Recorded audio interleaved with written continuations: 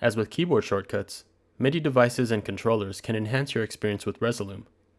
By assigning faders, buttons, and even dashboard controls, you can click less and have direct physical access to your favorite controls. We'll show you a general setup using the Akai APC40 MK2 MIDI controller, which should work with similar controllers that have knobs, sliders, and buttons. We recommend having your MIDI controller plugged in prior to launching Resolume. If the controller is plugged in while Resolume is launched, go into the Preferences under the MIDI tab. Click on Refresh to ensure the device is connected. If everything is connected and your controller is listed, we can enable both MIDI input and output.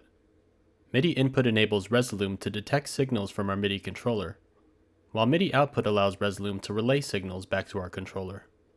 Since Resolume has a few modes for the Akai APC, let's stick with the recommended alternate Ableton Live mode. To start assigning the Resolume interface to MIDI, click on the Shortcuts menu and Edit MIDI. The parts of the Resolume interface highlighted green are where you can assign shortcuts. To assign a shortcut, click on a green part of the interface and press a button on your MIDI controller.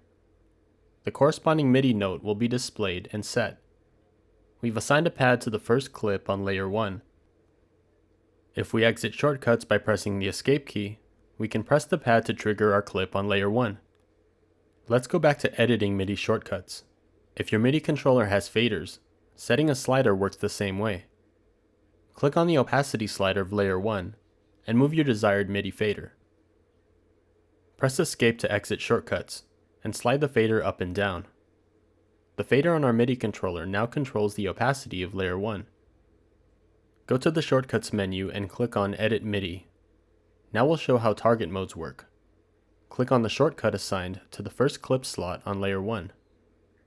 In the Shortcuts panel is a target drop-down menu. The default mode for a clip is by position. This means that anytime the button assigned to this clip's position is pressed, the specific clip slot will always be triggered, no matter what deck or layer is selected. Let's assign more clip slots with our MIDI controller. Exit shortcut mode.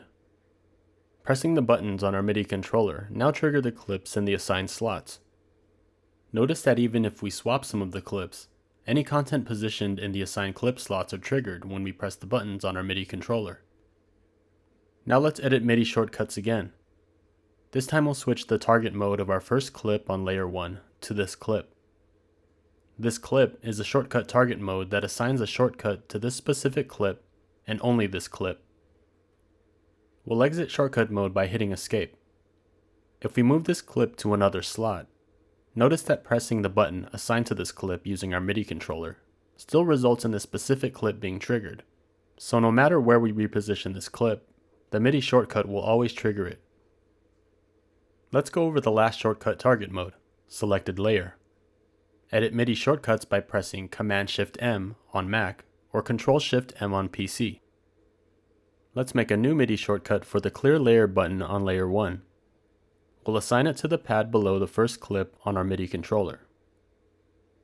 Next we'll select all of our shortcuts in the shortcut panel by pressing Command-A or Control-A on the PC. Under Target, let's choose Selected Layer. Now let's show how all of this works.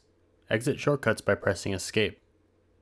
Triggered clips, layer opacity, and the Clear Layer button only work on layer 1 because this is our currently selected layer. Now select layer 2. As we press the same MIDI shortcuts, notice the same controls now only work on layer 2. The same behavior occurs if we select layer 3 and use our shortcuts. Let's edit MIDI shortcuts and notice that our interface has updated to show the shortcuts are currently on layer 3. This is because of the selected layer mode. It keeps the same shortcuts across layers. Shortcuts can be cleared or deleted by right-clicking on the interface or on the shortcut in the Shortcuts panel. If you would like to save your shortcuts as a preset, you can do so by clicking on the drop-down menu under the Shortcuts panel tab. Click on Save As and name your preset to whatever you'd like. This is especially useful if you have specific configurations for different events.